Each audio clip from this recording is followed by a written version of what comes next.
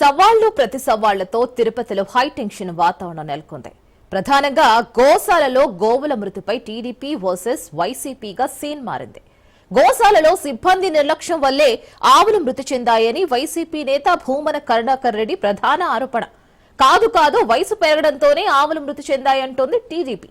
మరి ఈ నేపథ్యంలోనే గోశాల ఆవుల మృతిపై టీడీపీ వైసీపీ సవాళ్లు చేసుకుంది.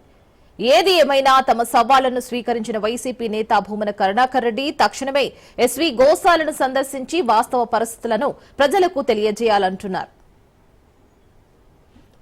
రోజుల నుంచి ఏదైతే గోవుల మీద జరుగుతున్న రాజకీయాల్లో భాగంగా నిన్న టీడీపీ రాష్ట్ర అధ్యక్షుడు పల్లా శ్రీనివాసరావు ఏదైతే సవాల్ విరిశారో ఆ సవాలుకు సంబంధించి ఇప్పటికే భూమన కరుణాకర్ రెడ్డి గోశాలకు వచ్చి మేము ఖచ్చితంగా వస్తాము, మీరు ఎదుర్కోండి అని చెప్పేసి కూడా చెప్పడం జరిగింది. ఈ నేపథ్యంలోనే తిరుపతిలో కొంచెం ఉద్రిక్త వాతావరణం అనిపింది. అయితే ఇప్పటికే ఉమ్మడి చిత్తూరు జిల్లాలోని మొత్తం అందరూ ఎమ్మెల్యేలు కూడా ఇప్పటికే గోశాలకు చేరుకున్నారు. గోశాలలో అన్ని గోవులను సందర్శించారు. ప్రస్తుతం మనతో పాటు పూతలపట్టి ఎమ్మెల్యే మురళీమోహన్ గారు ఉన్నారు. సార్ని అడిగి మరిన్ని విషయాలు తెలుసుకుంటాం. అలా చెప్పండి అన్న, ఈ గోవుల మీద గత కొద్ది రోజుల నుంచి వస్తున్న రాజకీయాలు ఏ విధంగా చూడాలంటారు? మరోపక్క మీరంతా కుటుంబ నేతలంతా ఒకసారి వచ్చి గోశాలను సందర్శించారు. గోవుల పరిస్థితి ఎలా ఉంది? గోవుల మీద రాజకీయం చేయడం ఎలా మంచిదంటారా ఎట్టారు? టీటీడీ మాజీ చైర్మన్ భూమన కరుణాకర్ రెడ్డి గారు నోరు లేని మూగజీవాలను రాజకీయాల కోసం వాడుకొని మూగజీవాలతో ఆడుకొని రాజకీయాల్లో ఎదగాలనుకుంటున్నాడు. ఇది దుర్మార్గం. మీరు చేసినటువంటి సవాల్ని స్వీకరించి మీ సవాల్ను స్వీకరించినటువంటి మా రాష్ట్ర అధ్యక్షుడు పల్లా శ్రీనివాస గారి ప్రతినిధులుగా నిన్ననే ప్రకటించాం, వస్తున్నాం, రమ్మని వచ్చాం, ఇక్కడే ఉన్నాం. పవిత్రమైనటువంటి గోధూలి కొన్ని వందల వేల గోవులు తిరిగినటువంటి ఈ ప్రాంతంలో ఇక్కడ ఉన్నాం. రా నువ్వు చేసిన ఆరోపణలు నిరూపించు.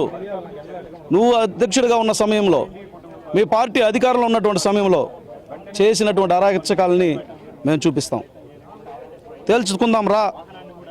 ఖచ్చితంగా రాకుండా అయితే మానొద్దు. అంటే వచ్చేదానికే కరుణాకర్ రెడ్డి సిద్ధంగా ఉన్నారు. కానీ పోలీసులు అక్కడ ఇంటి వద్ద హౌస్ అరెస్ట్ చేసి కూడా నిర్బంధించారు. దానికి సంబంధించి ఇప్పటికే ఇంటి బయట పడుకొని మరీ నిరసన తెలుపుతున్నారు. అంటే మీరు వెళ్తే వస్తారా, లేకపోతే మీరు ఉన్నారని పోలీసులు పంపించేట్లేదు ఏదన్నా? ఆయన చాలా నాటకాలు వేశారు. ఇదో కొత్త నాటకం. నువ్వు జమ్మని లుంగి కట్టుకొని టవాల భుజాన్ని వేసుకొని కారెక్కి వచ్చేయి. ఎవరు వద్దంటారు? మా బొజ్జల సుధీరెడ్డి చెప్పారు అవసరమైతే ఎస్కార్టీసీ తీసుకొస్తామని. అట్ట కాకుండా నేను 100 మందితో వస్తా, 1000 మందితో వస్తా, గందరగోళం లేపుతా, జనానికి ముడి పెడతా, ఆవు మరణాన్ని జనం కొట్లాట గుసుకొలుపుతానంటే అది ఎట్లా? అది కాదు కదా. నువ్వు చెప్పిందేమో నేను 100 మంది 1000 మందితో వస్తాను, నువ్వు రా శ్రీనివాస్ యాదవ్ అన్నావా? నేను వస్తాను, నువ్వు రా అన్నావు. నువ్వు వస్తావా, నీ మనుషులు పంపిస్తావా అన్నావు. వచ్చాము, రా, లుంగి కట్టుకొని టవాల భుజాన్ని వేసుకొని వచ్చే. మేము కూడా అట్టే వచ్చాము. మేము అందిమాగదులు తీసుకురాలేదా చూడు. కాబట్టి చిత్తశుద్ధితో సవాల్ చేసే ముందు ఆలోచించిన తర్వాత సవాల్ను స్వీకరించమని చెప్పి మాత్రం హెచ్చరిస్తున్నా. ఇది మొత్తం మీద చూసుకుంటే ఇప్పటికే టీడీపీ నేతలు అదేవిధంగా కూటమి నేతలందరూ కూడా తిరుపతిలోని గోశాలని సందర్శించారు. ఏదైతే నిన్న భూమన కరుణాకర్ రెడ్డి చేసిన ఈ సవాల్కి ఖచ్చితంగా 10 గంటలకి గోశాలకు వచ్చి నిరసన చేస్తాం, అయితే మీరు కూడా రండి సవాల్ని స్వీకరించండి అని చెప్పి ఏదైతే చెప్పారో ఇందులో భాగంగానే ఇప్పటికే గోశాల మొత్తం కూడా, అంటే గోశాలే కాకుండా తిరుపతి ప్రాంతం అంతా కూడా ఉద్రిక్త వాతావరణం ఏర్పడింది. మరోపక్క ఇక్కడ గోశాల వద్ద ఇప్పటికే కూటమి నేతలందరూ కూడా వచ్చి ఈ గోశాలను సందర్శించారు.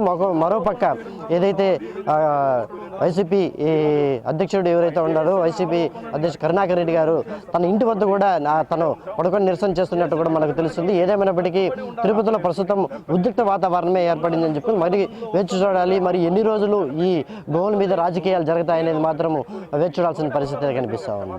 కెమెరా పర్సన్ రమణాతో కిరణ్, రాజ్ న్యూస్, తిరుపతి నుంచి.